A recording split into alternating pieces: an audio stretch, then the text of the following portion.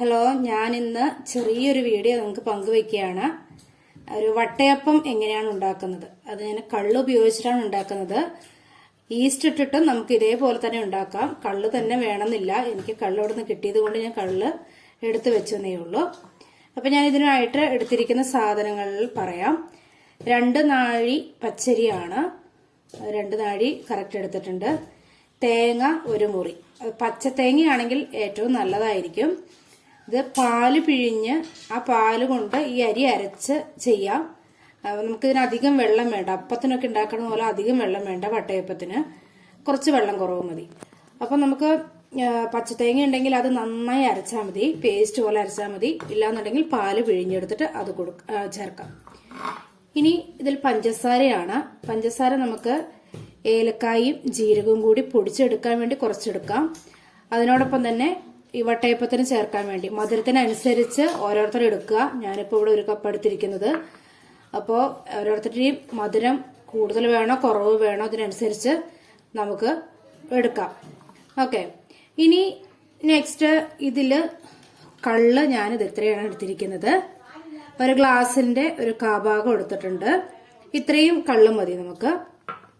അപ്പൊ ഇനി നമുക്കത് പച്ചരി അരയ്ക്കാൻ കാലത്ത് വൈകിട്ടാണ് നമുക്ക് ഉണ്ടാക്കേണ്ടതെങ്കിൽ രാത്രി പച്ചരി വെള്ളത്തിലിട്ട് കാലത്ത് അരച്ച് വെക്കാം. അതല്ലാന്നുണ്ടെങ്കിൽ കാലത്ത് ഉണ്ടാക്കാനാണെങ്കിൽ നമ്മൾ തലേദിവസം വൈകുന്നേരം അരച്ച് വെക്കണം. അപ്പൊ അതിനനുസരിച്ച് അരി കുതിർക്കാൻ വേണ്ടിയിട്ട് ഇടണം. അപ്പൊ ഞാൻ ഇന്നലെ രാത്രി ഇട്ട് വെച്ചിരിക്കുന്ന അരി വേറെയുണ്ട്, വെള്ളത്തിലിട്ട് വെച്ചിരിക്കുന്ന അരി വേറെയുണ്ട്. ഇത് നിങ്ങളെ കാണിക്കാനായിട്ട് ഞാൻ എടുത്തു വെച്ചെന്നേ ഉള്ളൂ. അപ്പോൾ ആ അരി ഞാൻ അരയ്ക്കാനാണ് ആദ്യം പോകുന്നത്. അരി അരച്ച് കൂട്ടത്തിൽ നിന്ന് നമുക്ക് കുറച്ചെടുത്തിട്ട് കുറുക്ക് ഉണ്ടാക്കണം. കുറുക്ക് ഇത്തിരി ലൂസാക്കിയിട്ട് കുറുക്കുണ്ടാക്കി നമുക്ക് അരി അരച്ച് കഴിയുമ്പോൾ ഈ അരി അരച്ചതിന്റെ കൂട്ടത്തിലിട്ടിട്ട് ഒന്ന് അടിച്ചെടുക്കാം. അപ്പൊ ആദ്യം നമുക്ക് ചെയ്യേണ്ടത് അരി അരയ്ക്കാൻ വേണ്ടി പോവുകയാണ്. അരി ഞാനൊരു 1/4 അരഞ്ഞപ്പോൾ അതിൽ നിന്ന് കുറച്ച് കുറുക്കുണ്ടാക്കാനായിട്ട് ഞാൻ ഒരു പാത്രത്തിലേക്ക് മാറ്റുന്നുണ്ട്. നമുക്ക് കുറച്ച് മാറ്റിയാൽ മതി. ഞാനിത് എത്രയാണ് എടുത്തിരിക്കുന്നത് ഇത്രയും നമുക്ക് കുറുക്കുണ്ടാക്കാനായിട്ട് മാറ്റാം. ഞാൻ കുറുക്കുണ്ടാക്കാനായിട്ട് ഒരു പാത്രം അടുപ്പത്ത് വെച്ച് നമ്മളെടുത്ത് മാറ്റി വെച്ചിരിക്കുന്ന മാവിൽ വെച്ചിട്ടുണ്ട്. ഇതിൽ ഞാൻ 1 ഗ്ലാസ് വെള്ളം ഒഴിക്കുന്നുണ്ട്. നമുക്കത് ഇങ്ങനെ ഇളക്കി കൊടുക്കാം. നമുക്ക് അരി അരയ്ക്കുന്നതിലോ അല്ലെങ്കിൽ തേങ്ങ അരയ്ക്കുമ്പോഴോ വെള്ളം കൂടിയെന്ന് തോന്നുകയാണെങ്കിൽ നമുക്ക് ഈ കുറുക്കുണ്ടാക്കണത് ഇത്തിരി കട്ടിയിലേക്ക് ആക്കി എടുക്കാം. അപ്പോൾ നമുക്ക് വെള്ളം കറക്റ്റായിട്ട് കിട്ടും. മിക്സിയിലിട്ടൊന്ന് അടിച്ചാൽ മതി. അപ്പോൾ ഈ ഇച്ചിരി കട്ടയായിട്ടുണ്ടെങ്കിൽ നമുക്കത് റെഡിയായിട്ട് കിട്ടും.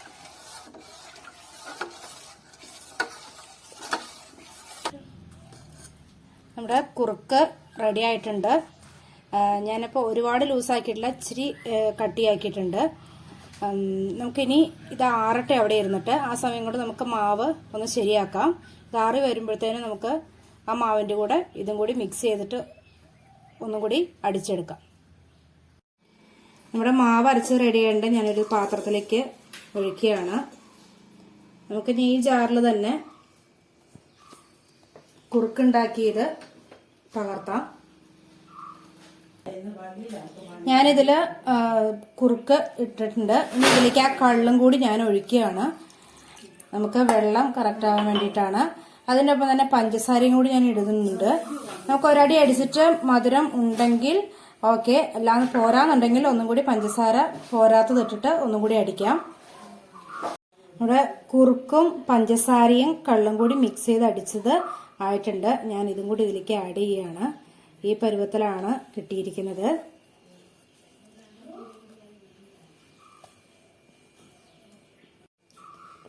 ഞാനിപ്പോൾ മാവില് കുറുക്കും കള്ള് പഞ്ചസാര അരി തേങ്ങ ഇത്രയും കാര്യങ്ങൾ ഇപ്പം മിക്സ് ചെയ്ത് വെച്ചിട്ടുണ്ട്. ഇനി ഇതിലേക്ക് നമുക്ക് ആവശ്യത്തിന് ഉപ്പ്. പഞ്ചസാര നമുക്ക് കൂടുതൽ ഉപയോഗിക്കുന്നുണ്ട്. ഇതിൽ ഒത്തിരി ഉപ്പ് വേണ്ട, പക്ഷെ ടേസ്റ്റ് ഉണ്ടാവാൻ വേണ്ടിയിട്ട് നമുക്ക് കുറച്ച് ഉപ്പ് ആഡ് ചെയ്യാം. അതിനോടൊപ്പം തന്നെ നമുക്ക് ഏലക്കായും ജീരകവും കൂടി പൊടിച്ചതാണത്, പഞ്ചസാര ചേർത്ത് പൊടിച്ചത്. അത് ഇതിലേക്ക് ആഡ് ചെയ്ത് കൊടുക്കുന്നു.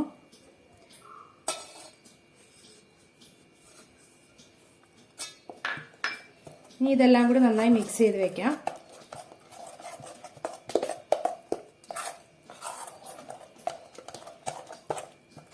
നമ്മൾ കാലത്തൊക്കെ ഉണ്ടാക്കുകയാണെങ്കിൽ വൈകുന്നേരം 4 മണിക്കൊക്കെ ചായക്കൊക്കെ റെഡിയായി കിട്ടും. അതുപോലെ വൈകുന്നേരം കലക്കി വെക്കുകയാണെങ്കിൽ കാലത്ത് കഴിക്കാം. എല്ലാവർക്കും 4 മണി പലഹാരം പോലെ കൊടുക്കാൻ നല്ലതാണ്. നല്ല സോഫ്റ്റായിട്ട് കിട്ടും. നമ്മൾ കടയിൽ നിന്നൊക്കെ ചില സമയത്തൊക്കെ വട്ടയപ്പം മേടിക്കാറുണ്ട്, കാണാറുണ്ട് നല്ല സോഫ്റ്റായിട്ട്. അപ്പോൾ നമ്മൾ ചിന്തിക്കാറുണ്ട് ഇത്രയും സോഫ്റ്റായിട്ട് എങ്ങനെയാണ് കിട്ടുന്നതെന്നൊക്കെ ചിന്തിക്കാറുണ്ട്.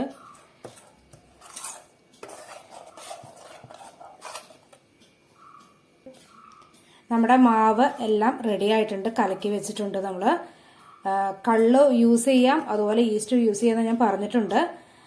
അപ്പം ഞാനൊരു 2 മണി 2:30 ആകുമ്പോഴാണ് ഇതിന് ആവിക്ക് വെക്കാൻ വേണ്ടി പോകുന്നത്. അതുവരെ നമുക്കിത് കുളിച്ച് പൊങ്ങാനായിട്ട് വെക്കാം. നമ്മുടെ മാവ് പൊങ്ങി റെഡി ആയിട്ടുണ്ട്. ഞാനിതിൽ നിന്ന് പൊങ്ങി വന്ന മാവ് മാത്രമാണ് പ്ലേറ്റിലേക്ക് കോരി ഒഴിക്കുന്നത്. ഞാൻ അതിനായിട്ട് ഇവിടെ ഒരു സ്റ്റീൽ പ്ലേറ്റ് തയ്യാറാക്കി വെച്ചിട്ടുണ്ട്. ഇതിൽ ഞാൻ എണ്ണ ചെറുതായിട്ടൊന്ന് തടവി കൊടുത്തിട്ടുണ്ട്. നമുക്ക് വെന്ത് കഴിഞ്ഞ് ഇറക്കി കഴിയുമ്പോൾ നമുക്ക് അത് ഇളക്കിയെടുക്കാൻ എളുപ്പത്തിന് വേണ്ടിയിട്ടാണ്. അതോടൊപ്പം തന്നെ ഞാനിവിടെ ഒരു ഇഡ്ഡലി ചെമ്പ് വെച്ചിട്ടുണ്ട്. അതിൽ താഴത്തെ തട്ടാണ് വെച്ചിരിക്കുന്നത്. അതിലേക്ക് ഞാൻ ഈ പ്ലേറ്റ് വെച്ച് കൊടുക്കുകയാണ്. വെള്ളം നന്നായി തിളച്ച് കഴിഞ്ഞ ശേഷം മാത്രമേ നമുക്കത് ഒഴിക്കാവൂ. എന്നാലും ആ ഒഴിച്ച ഉടനെ തന്നെ പെട്ടെന്ന് അങ്ങോട്ട് മാവ് പൊങ്ങി വരുള്ളൂ. ഞാനിതിലേക്ക് കുറേശ്ശെയായിട്ട് മാവ് ഒഴിച്ചു കൊടുക്കുകയാണ്.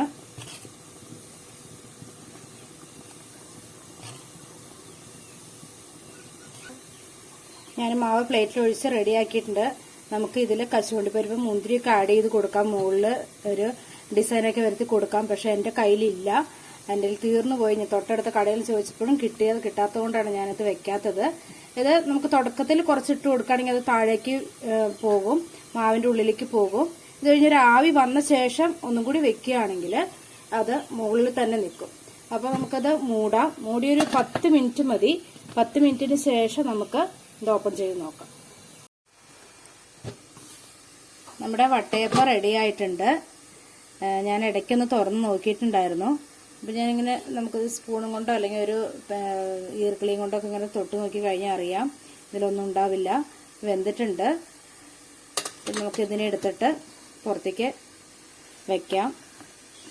ഇതിൽ ആവിവെള്ളം ഉണ്ടാവും. ഈ ആവിവെള്ളം പോവാനായിട്ട് നമുക്ക് ഇതുപോലെ ആവിവെള്ളം പോവാനായിട്ട് പ്ലേറ്റ് ഇങ്ങനെ കുത്തി നിർത്തി കഴിഞ്ഞ് കഴിഞ്ഞാൽ ഇതിൽ ആവിവെള്ളം വരുന്നത് മുഴുവനും താഴേക്ക് ഊർന്നു പോകും.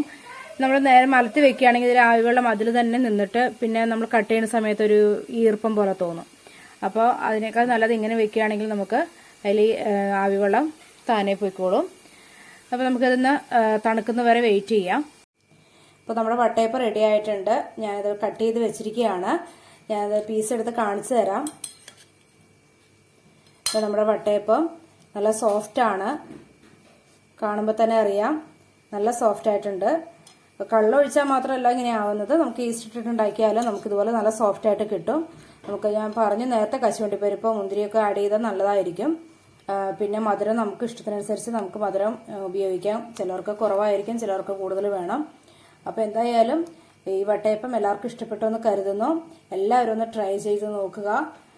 അപ്പോൾ അടുത്ത വീഡിയോയിൽ കാണുന്നത് വരെ എല്ലാവർക്കും ബൈ ബൈ.